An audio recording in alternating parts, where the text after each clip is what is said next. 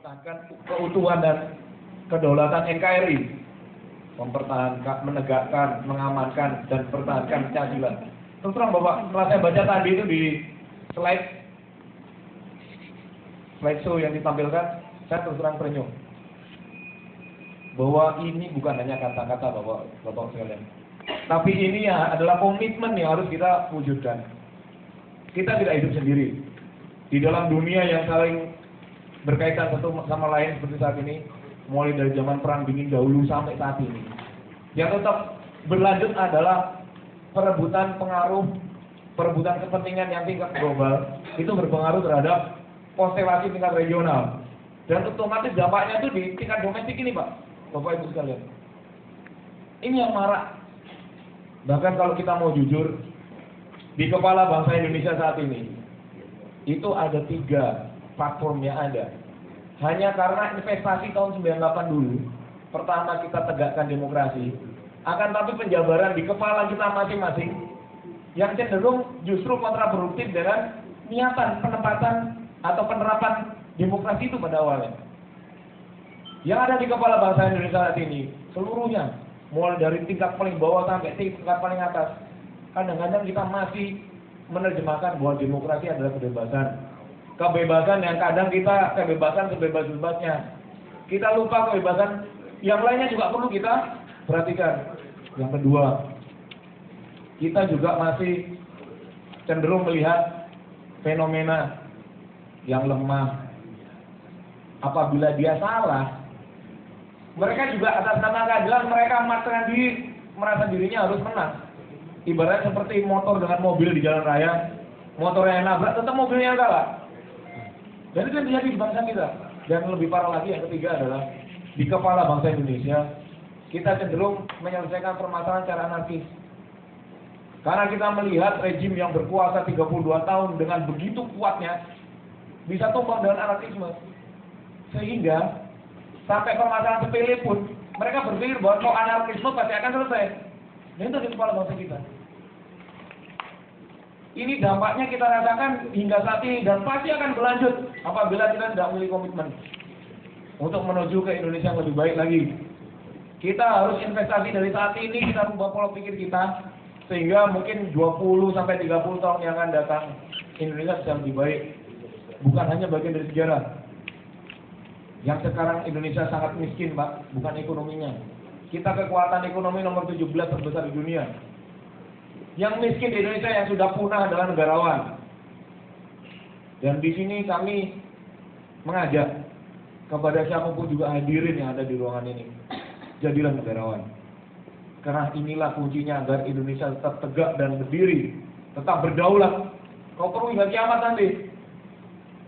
Menjadi negarawan bermakna kita harus bisa berdiri di atas semua golongan. Semua golongan. Kita harus bisa berdiri di atas semua kepentingan. Dan yang ketiga, kita harus bisa berdiri di atas semua perbedaan. Di kepala kita itu hanya berpikir masalah golongan, kepentingan, dan perbedaan. Mengapa beda dengan yang lainnya? Kita lebih mengedepankan perbedaan itu, Bapak Ibu sekalian. Dan inilah bibit-bibit awal untuk nanti NKRI tidak akan ada lagi. Dan disinilah kenapa wacananya berkembang hingga akan kita bahas di sini. Berkaitan dengan radikalisme. Kita tidak boleh bilang radikalisme itu hanya radikal kiri. Kita tidak akan bisa bilang radikal hanya radikal kanan. Bahkan radikal kanan dikategorikan hanya kepada salah satu agama maupun keyakinan. Ada radikal lainnya juga. Jadi ada 3 macam radikalisme itu, Bapak Ibu sekalian. Ada radikal kiri, radikal kanan, dan radikal lainnya. Radikal kiri jelas yang menganut aliran Marxisme, Leninisme, komunisme. Radikal kanan yang berkaitan dengan agama dan keyakinan tertentu. Kemudian radikal lainnya, ini bisa jadi kepentingan yang selain radikal kiri dan kanan ini, atau mungkin gabungan keduanya. Dan bahkan apabila dicermati di Amerika Serikat ada radikalisme berkaitan dengan lingkungan hidup. Kemudian juga Greenpeace, tapi mereka sabotase. Apabila kita melihat di dalam sejarahnya. Dan itulah salah satu jenis radikalisme yang ada. Ini akan tumbuh dan subur dan berkembang pada saat di kepala kita tidak ada jiwa NKRI. Bahkan sebagian besar yang di ruangan ini pada saat transisi pemerintahan tahun 97-98 dulu, pasti kita pernah merasakan bahwa Pancasila itu hanyalah suatu slogan, hanya untuk melanggengkan pemerintahan Orde Baru. Sehingga kita pun nggak berani menyampaikan bahwa Pancasila ini kita butuhkan. Saat itu, seiring berjalannya waktu, saat ini sudah sekitar 18-19 tahun setelahnya, kita baru sadar bahwa masyarakat kita terpecah belah, tercerai-berai. Bahkan kami juga mengalami nggak pernah istirahat karena seluruh wilayah Indonesia cenderung bergolak untuk ingin lepaskan diri dari Indonesia. Karena mereka lupa makna Pancasila itu. Pancasila sudah kita lupakan karena kita mengira bahwa itu adalah buatannya Orde Baru. Padahal kenyataannya Bapak Ibu sekalian, Pancasila ini oleh pendiri negara kita, pendiri bangsa kita, itu adalah berdasarkan 350 tahun kita mengalami nasib sebagai bangsa yang tidak punya harga diri karena kita dijajah dan kita tidak memiliki kedaulatan maupun kehormatan. Dan saat dijajah itu, untuk mewujudkan bangsa Indonesia tetap lestari hingga kapanpun juga, kuncinya itu hanya Pancasila. Kenapa kami sampaikan seperti itu? Kebetulan setiap hari kami mendatangi sekolah-sekolah yang di Surabaya ini. Setelah mendatangi sekolah-sekolah, kami ketemu dengan guru atau tenaga pengajar sekolah tersebut, dan kami lanjutkan ketemu dengan RT, RW, lurah di 57 kelurahan di bawah wilayah kami. Di situ rata-rata mereka melihat bahwa Pancasila itu hanya formalitas.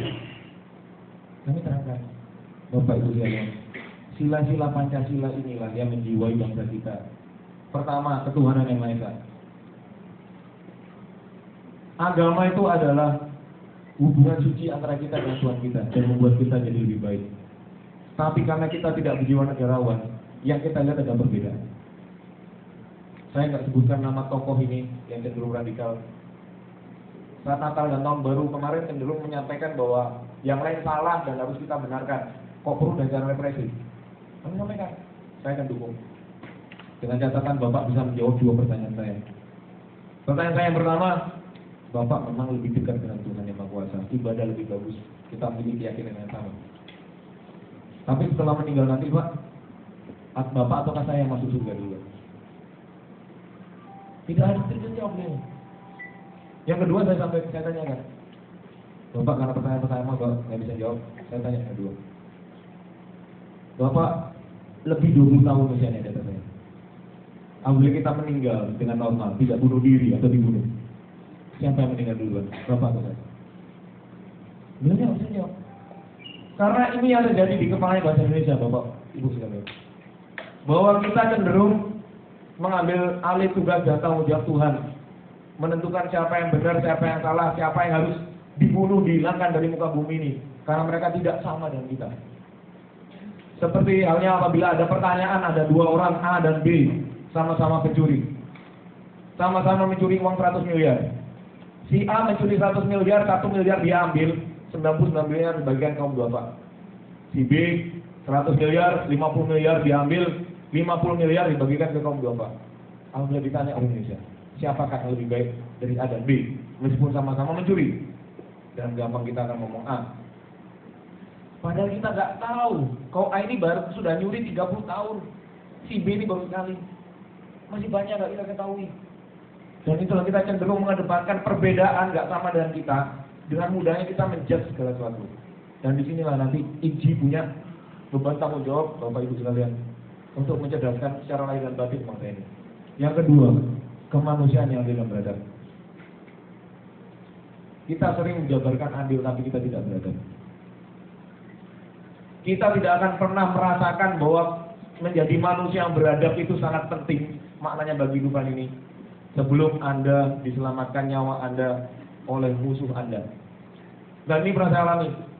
Tahun 2003 saya koma karena malaria otak. Yang mengevakuasi saya menuju ke tempat pengobatan terdekat dengan menggunakan motor, itu justru Komandan GAM wilayah Nisam, salah satu Komandan GAM wilayah Nisam. Kenapa beliaunya menyelamatkan nyawa saya? Karena setiap maghrib maupun isya saya datang ke menahan, saya cium tangan Tengku. Yang selama ini Tengku menjadikan objek ditangkapi tentara, ditanya mana Gam yang kamu sembunyikan. Saya cium tangannya. Hanya karena nggak orang tua. Ternyata beliau yang bujuk Gam ini untuk menyelamatkan nyawa saya. Karena di tempat menyelamatkan ini,